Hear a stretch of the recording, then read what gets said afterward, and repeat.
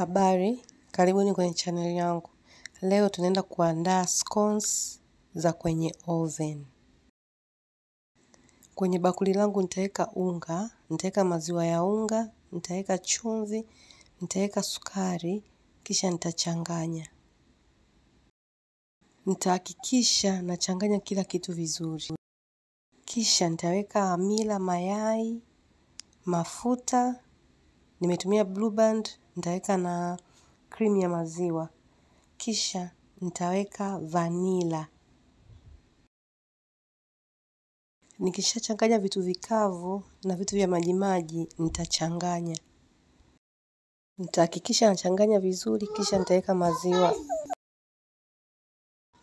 Nitaanza kukanda unga wangu. Nitakanda mpaka unga ushikane. Kukanda unga mwingi ni kazi, natamani ningekuwa na mashine ila kazi sana. Ila usikate tamaa, endelea kukanda. Nitakanda mpaka unga wangu uache kunata kwenye mikono. Hapo nimeshapata donge zuri kabisa. Nitapaka bata sehemu naenda kufanyia kazi. Nitaweka unga wangu. Nitakanda ndani ya dakika 5 mpaka 8. Usichoke, kanda. Unapokanda ndio unapata mikate mizuri. Pia ukitaka vipimo sahihi, angalia kwenye description box nimeandika.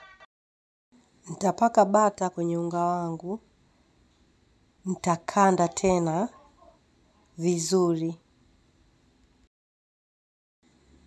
Nitatumia dakika 5 mpaka unga wangu ulainike vizuri. Nisameheni jamani, watoto wana kelele hawa.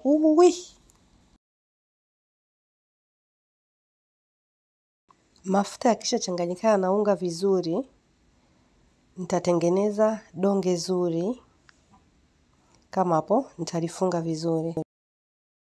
Nitachukua bata au unaweza kutumia mafuta yoyote. Nitapaka kwenye chombo hicho. Kisha nitaweka unga wangu. Nikiweka unga, nitaupaka mafuta kwa juu kidogo sana. Kisha nitaufunika. Nitauacha kwa muda wa lisali 1. Kuumuka kwa unga kunategemea na sehemu wapendwa. Mimi nipo sehemu za baridi. Kwa hiyo unga wangu utachelewa kuumuka. Baada ya lisali 1, nimefunua. Unga wangu umeumuka. Nitaukanda nitoe hewa iliyoingia ndani ya unga wakati unaumuka.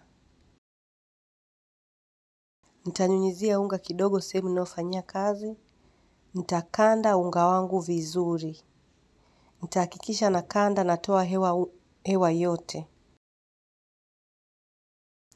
Hapa nimetumia kama dakika 2 tu. Kisha nitaanza kukata.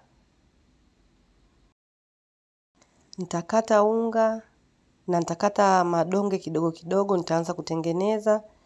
Nitengeneze scones. Tengeneza duara lolote naona linakupendeza.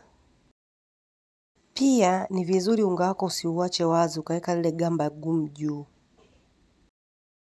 Hakikisha unafunika madonge yako kama unavyoshauriwa kwenye kupika chapati. Nimetengeneza madonge yangu yote ya scones, ndio haya hapo. Kama yanavyoonekana, nitayafunika na kitambaa mpaka yaumuke. Baada ya nusu saa kupita nitayafunua, madonge yangu yameumuka kama hayo. Nitachukua maziwa kabisa nitapaka juu. Nitahakikisha napaka vizuri sana madonge yote.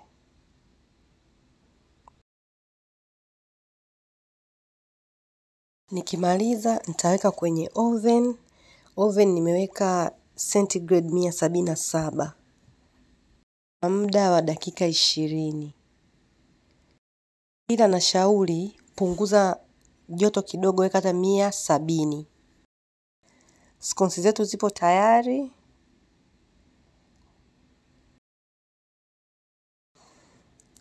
Zimeiva vizuri. Kisha nitapaka bata juu.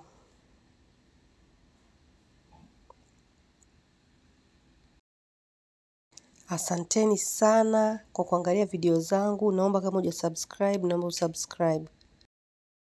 Asanteni sana sana sana. Sijui hata niwalipe nini. Mbarikiwe.